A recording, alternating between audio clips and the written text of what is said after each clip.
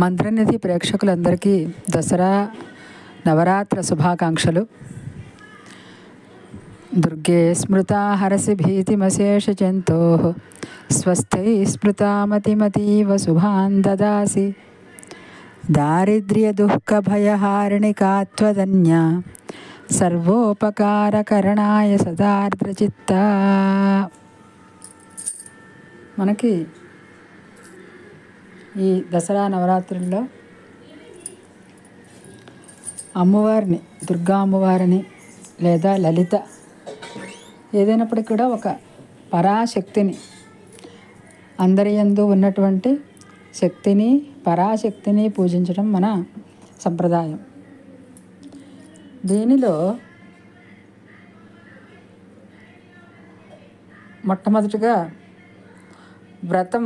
నవరాత్రి వ్రతం ఆచరిస్తున్నాను అని చెప్పేటప్పుడు కరిష్యామి వ్రతం మాతర్ నవరాత్రమనుత్తమం సహాయం కురుమే దేవి జగదంబ మమాఖిలం అని. అమ్మా, నేను నవరాత్ర వ్రతాన్ని చేస్తున్నాను. ఉత్తమమైనటువంటి, దీనితో తుల్యమైనటువంటి ఏ వ్రతమో కూడా లేదు. అటువంటి వ్రతాన్ని నేను చేస్తున్నాను. నాకు సహాయం చేయవలసింది నువ్వు, అన్ని విధాలా కూడా నాకు సహాయం చేయవలసింది అని చెప్పి అమ్మవారిని ప్రార్థించి నవరాత్రి వ్రతాన్ని చేయాలి అని చెప్పినన్నారు. నవరాత్రి వ్రతాన్ని చేయాలి అని చెప్పినంటే మనకి సాధ్యమైనంత వరకు ఏకభుక్తం లేదంటే నక్తం, ఏ విధానంగానైనా సరే మన శక్తి అనుసారం ఆ పూజ, ఉపవాసం, ఆ నియమాలతోటి నవరాత్ర వ్రతం చెయ్యాలి అని చెప్పారు. దీంట్లో త్రికాలం పూజయన్ నిత్యం నానా నిద్రైర్ మనోహరై నిత్యం భూమౌ చ శయనం కుమారీణాంచ పూజనం. 3 కాలాల్లో పూజ చేయాలి అని, చక్కటి ద్రవ్యాలతోటి అమ్మవారిని పూజించాలి అని, అలాగే భూమి మీద భూశయనం చేయాలి అని, కుమారి పూజ చేయాలి అని చెప్పి ఈ వ్రత నియమాల్లో చెప్పారు. లేదా మాకు 9 రోజులు కుదరదండి అనుకున్నప్పుడు సప్తమి, అష్టమి, నవమి ఈ 3 రోజుల్లో కూడా ఉపవాసం ఉండి వ్రతాన్ని చేయవచ్చు అని చెప్పిన కూడా దేవి భాగవతంలో చెప్పడం జరిగింది. అలా చేయడం వలన పరిపాలయతి ఘోర సంకటాదిషు సా ముని అని చెప్పి, ఓ ముని సత్తమ, మహాఘోరమైనటువంటి సంకటముల నుండి ఆ తల్లి మనల్ని పరిపాలిస్తుంది అని చెప్పి నవరాత్ర వ్రత విశేషాన్ని చెప్పారు మనకి. దీంట్లో ఈ వ్రతాన్ని చెప్పేటప్పుడు నవరాత్రుల్లోనే కాదు, మిగతా సందర్భాల్లో కూడా అమ్మవారిని పూజించినప్పుడు ఎలా నివేదన అనేది ఎలా పెట్టాలి అని దీంట్లో 3 రకాలుగా చెప్పడం జరిగింది. ఒకటి తిథిని అనుసరించి నివేదన అని, వారాన్ని అనుసరించి నివేదన అని, నక్షత్రాలని అనుసరించి నివేదన, ఇంకా పర్వాలని, ఇంకా విశేషంగా చైత్ర శుద్ధ తదియ దగ్గర నుంచి మొదలుకొని ప్రతి మాసంలోనూ కూడా వచ్చే తది నాడు పూజ చేసే విధానం కూడా చెప్పడం జరిగింది. దీంట్లో మనం పాడ్యమి నుంచి పౌర్ణమి దాకా, అంటే మాసంలో శుక్లపక్షంలో అమ్మవారి పూజ చెయ్యాలి అని, ప్రతి మాసంలోనూ కూడా శుక్లపక్షంలో అమ్మవారి పూజ తిథిని అనుసరించి ఆ నివేదనలు చేసినట్లయితే చాలా విశేష ఫలితాన్ని పొందుతారు అని చెప్పి మనకి దేవి భాగవతంలో చెప్పడం జరిగింది. అలాగే ఆ నివేదనని అమ్మవారికి సమర్పించింది మనం తీసుకోవడం.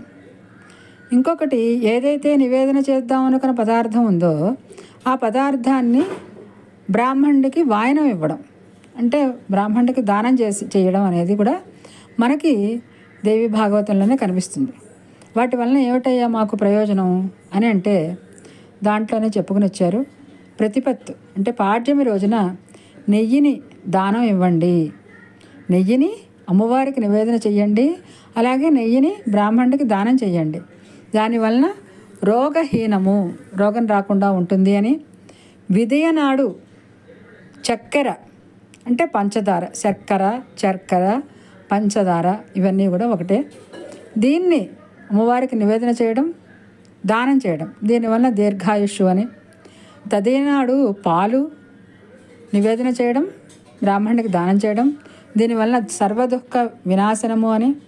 చవితి అపూపాలు. అపూపాలంటే భక్ష్యాల కింద, అప్పాల కింద తీసుకోవచ్చు మనం.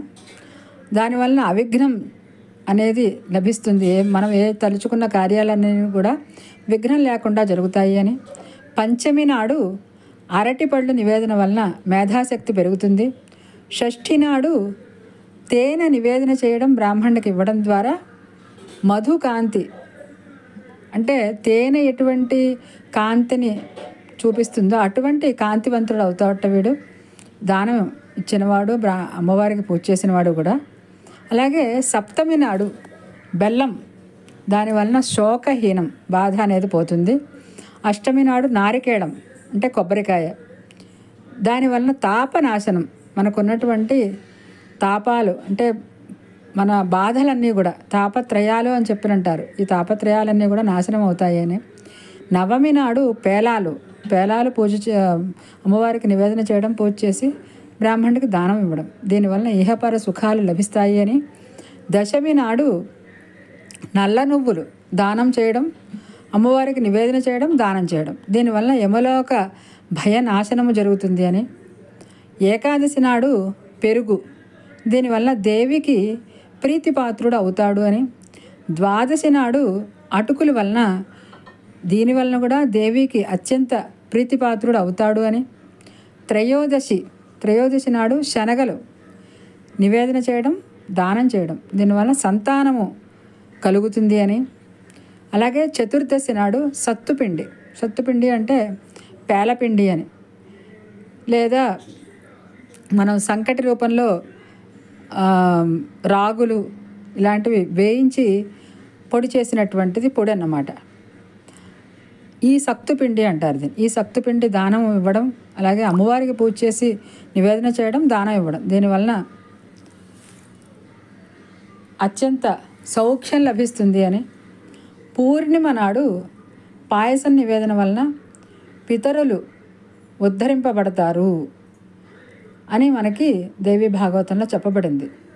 ఇదంతా కూడా శుక్లపక్షంలో వచ్చేటటువంటి పాడ్యమి మొదలుకొని పౌర్ణమి వరకు కూడా చేస్తే చాలా విశేషమైన ఫలితాన్ని పొందుతారు అని దీంట్లో చెప్పడం జరిగింది.